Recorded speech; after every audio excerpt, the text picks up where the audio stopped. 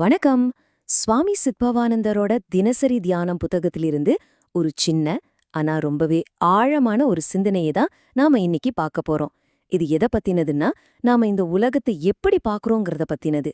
வாங்க இதுக்குள்ள கொஞ்சம் ஆழமா போய் பார்க்கலாம். முதல்ல ஒரு கேள்வியிலிருந்து ஆரம்பிக்கலாம். இது ஏதோ தத்துவ ஞானிங்க மட்டும் யோசிக்கிற கேள்வி இல்ல. நாம எல்லாருமே நம்ம வாழ்க்கையில எப்பவாவது ஒரு தடவையாவது யோசிச்சிருக்கக்கூடிய ஒரு கேள்விதான் இது. அந்த கேள்வி இதுதான்: இந்த உலகம் நிஜமாவே நல்லதா இல்ல கெட்டதா? சும்மா ஒரு நிமிஷம் யோசிச்சு பாருங்களேன். ஏன்னா நாம பேச போற முழு விஷயத்துக்கும் இதுதான் அடித்தளமே. இவ்ளோ பெரிய ஒரு கேள்விக்கு சுவாமிஜி பெரிய பெரிய தத்துவங்கள் எல்லாம் சொல்லல. அதுக்கு பதிலா ரொம்ப சிம்பிளான, ஆனா நம்ம மனசுல அப்படியே பதியற மாதிரி ஒரு உதாரணம் மூலியமா நமக்கு பதில் சொல்றாரு. ஆமா, நீங்க கேட்டது கரெக்ட் தான். இந்த முழு தியானத்தோட மைய புள்ளியே ஒரு பூனையோட பல். ஒரு சாதாரண பூனையோட பல் நம்மளோட புரிதலை எப்படி மொத்தமா மாத்தப் போகுதுன்னு இப்ப பார்க்கலாம். இங்கதான் பாருங்க, ஒரு ஆச்சரியமே இருக்கு. பொருள் ஒண்ணுதான், அந்த பூனையோட பல். ஆனா அது பாக்குற ரெண்டு உயிரினத்துக்கு அது ரெண்டு விதமா தெரியுது. பூனைக்குட்டிக்கு அது ஒரு கருணை, ஒரு பாசம். ஆனா அதே பல் ஒரு எலிக்கு பயங்கரமான ஒரு கொடூரம். இது எப்படிங்க முடியும்? கொஞ்சம் யோசிச்சு பாருங்களேன். ஒரு தாய் பூனை என்ன பண்ணும்?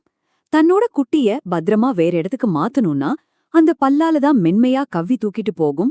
அந்த பிடியில பூனைக்குட்டிக்கு வலிக்காது, மாறா ரொம்ப பாதுகாப்பா உணரும். அது ஒரு அரவணைப்பு. அதனால அந்த குட்டிய பொறுத்த வரைக்கும் அந்த பல் கருணையோட அடையாளம்.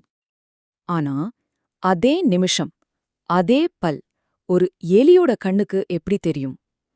அந்த எலிக்கு அது யமன், மரணத்தோட தூதுவன்.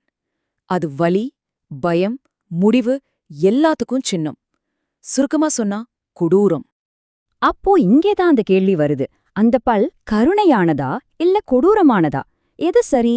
உண்மை என்ன தெரியுமா? அது ரெண்டுமே கிடையாது. அதோட தன்மை அதை யார அனுபவிக்கிறாங்களோ அவங்களோட பார்வைய பொறுத்தது.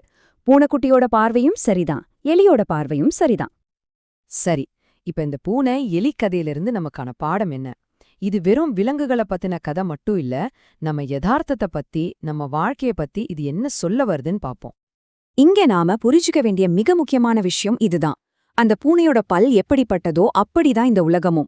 அதாவது இந்த உலகத்துல இயல்பாவே நல்லதுன்னோ கெட்டதுன்னோ எதுவுமே கிடையாது. நாம அதை எப்படி பாக்குறோமோ அப்படிதான் அது நமக்கு தெரியுது. நம்ம பார்வைதான் நம்ம உலகத்தையே தீர்மானிக்குது. இந்த தியானம் இது ரொம்ப அழகா சொல்லுது. ஒரே உலகம்தான், ஆனா ஒரே நேரத்துல ஒருத்தருக்கு நல்லதாவும் இன்னொருத்தருக்கு கெட்டதாவும் தெரியலாம். ஒரு சின்ன உதாரணம் எடுத்துப்போமே. மழை. ஒரு விவசாயிக்கு அது வரம், தெய்வம். ஆனா அதே மழை வெளியூர் போக ரெடியா இருக்கிற ஒருத்தருக்கு பெரிய தடை.